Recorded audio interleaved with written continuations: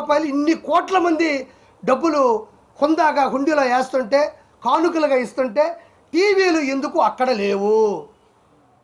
కింద నుంచి నడిచే సామాన్య భక్తులకి మజ్జిగ నుంచి నీళ్ల కానించి నేను చెప్పిన అన్నప్రసాదాలు ఎందుకు లేవు? లడ్డూలో జంతు కొవ్వు కలిపారా లేదా అన్నది శాంపుల్స్ ఇస్తే ల్యాబ్ టెస్ట్లో బయటపడింది. దీన్ని ఎందుకు ఇప్పుడు బలంగా నమ్ముతున్నారంటే ల్యాబ్ టెస్టులని ఒకటి నమ్మాలా, ఆంధ్రప్రదేశో తెలంగాణలో ల్యాబ్ టెస్టులు అంటే ఏదో రాజకీయం జరిగింది అనుకోవచ్చు. మన రాష్ట్రం కాదు ఇది.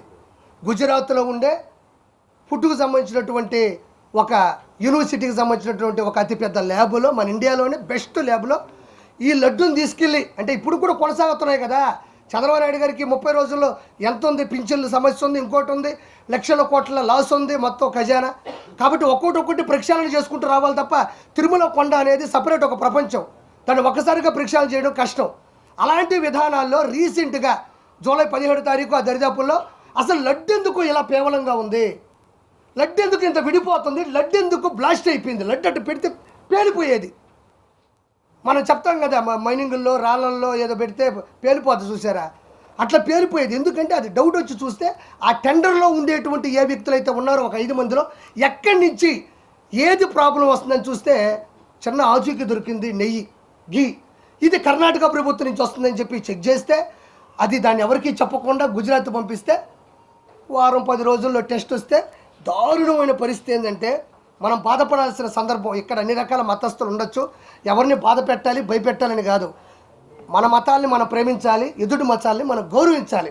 చూడండి ఇక్కడ ఏముందంటే సోయాబీను అంటే మనం చనిపోయిన తర్వాత పోస్ట్ మార్టం చేస్తే ఏమొస్తుంది, ఎన్ని కత్తిపోట్లు, విషం ఎప్పుడు వేశారు, మనిషి నిద్రపోతుంటే చంపాడా, ఊపిరాడక చంపారా, పిల్లో పెట్టి చంపారా అనేది ఎట్టొస్తుంది. మనిషి చనిపోయిన తర్వాత post mortem report government hospital ఎట్టిస్తారో ఇది తిరుమలకు సంబంధించినటువంటి పోస్ట్ మార్టం రిపోర్ట్. ఒకసారి విందాం.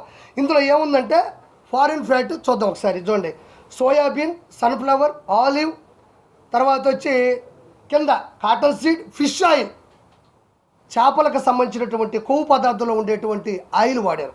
దాని తర్వాత coconut and palm kernel fat and palm oil and beef tallow and lard. ఇది చాలామంది పెట్టారు, నేనే కొంచెం ఆలస్యంగా పెట్టాలా. ఇదేదో అందరూ పెట్టేశారు, అయ్యా నేను పెట్టి అనబాకండి. మంచిని 10 సార్లు చెప్తే ఏముంది, ఇదిగో దీంట్లో ఉంటుంది. ఇది పద్ధతి. ఇది గుజరాత్లో ఉండేటువంటి ఒక ఫుడ్ టెస్టింగ్ ల్యాబ్ ఇచ్చినటువంటి పూర్తి నివేదిక ఇది. ఇప్పుడు మనం అంటే ఏదో అధికారం కోసమో హోదా కోసమో చేస్తా అనుకోవచ్చు, గుజరాత్కి ఏమో అవసరమా? మనం ఏదైతే పంపించామో అదే చేశారు.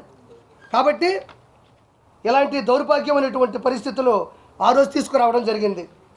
తర్వాత ఈ లడ్డూలో 350 రూపాయలు, 370 రూపాయలకి, 350 రూపాయలకి, 370 రూపాయలకి నెయ్యి ఆడరాదు. నెయ్యి కల్తీ చేసి వచ్చినా కూడా రాదు నాకు తెలిసి. అంటే ఇది ఓన్లీ కేవలం నేను మొన్న నెల్లూరు నుంచి తెప్పించుకున్నా, యాదాయపాలెం నుంచి 850 రూపాయలు కేజీ. 850 రూపాయలు ఒరిజినల్ నెయ్యి నేను వేదాయపాలెం నుంచి తెప్పించుకుంటే నందిని నెయ్యి కర్ణాటక నుంచి వచ్చేటప్పుడు వాళ్ళు అతి తక్కువ ధరకి 550 రూపాయలు, 600 ఆ దరిదాపుల్లో వాళ్ళు ఇచ్చేవాళ్ళు. ఎందుకంటే మాకు ఆదాయం వద్దు సార్, ఒరిజినల్ రేటుకు మేము ఇచ్చేస్తాం, ఆ వెంకన్న సన్నిధిలో మాకు మంచి జరిగితే చాలు, మేము ఎప్పుడన్నా అక్కడికి వచ్చి ఆయనకి మా బాధలు మేము చెప్పుకుంటామని చెప్పారు. అంటే ఇది ఎందుకు చేశాడంటే 7 కొండల మీద యేసునాథుని పెట్టాలన్నది ఈయన ఆలోచన. 7 కొండల మీద యేసునాథుణ్ణి, క్రిస్టియన్ మతాన్ని అక్కడ పూర్తిగా స్థాపించాలనుకున్నది అతని ఉద్దేశం. ఇక్కడ మీరు ఒకటి గమనించాలి.